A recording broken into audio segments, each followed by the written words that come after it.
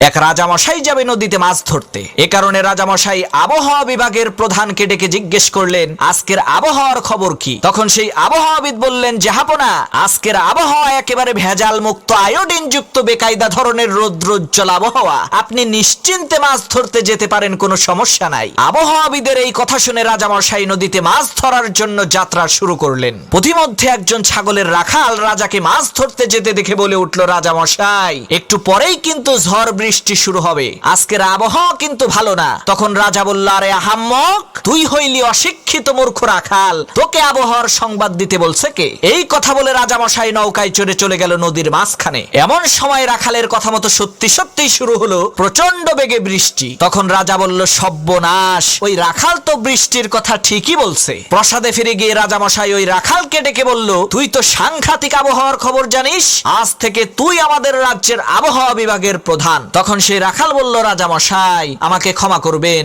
আমি তো আবহাওয়ার সংবাদ জানি না। রাজা অবাক হয়ে বলল, তাহলে বৃষ্টির কথা বললি কি করে? তখন সেই রাখাল বলল, রাজামশাই, বৃষ্টি আসার আধ ঘন্টা আগ থেকে আমার ছাগল ঘন ঘন মুততে থাকে। ওই ছাগলের ঘন ঘন মুতার দৃশ্য দেখে আমি আপনাকে বলেছিলাম বৃষ্টি হবে। তখন রাজামশাই বলল, নো প্রবলেম, কোনো সমস্যা নাই, তোমার ছাগলকেই আমি আবহাওয়া বিভাগের প্রধান বানাবো। ঘটে গেল এক অপূর্ব কাহিনী। পৃথিবীর ইতিহাসে প্রথমবার মানুষের পরিবর্তে একটা ছাগল হলো আবহাওয়াবিদ। সেই থেকে শুরু হয়েছে আজও নাকি পৃথিবীর বিভিন্ন দেশে সত্যিকারের মানুষের পরিবর্তে ছাগলদেরকেই বড় বড় পদমর্যাদায় ভূষিত করা হয়।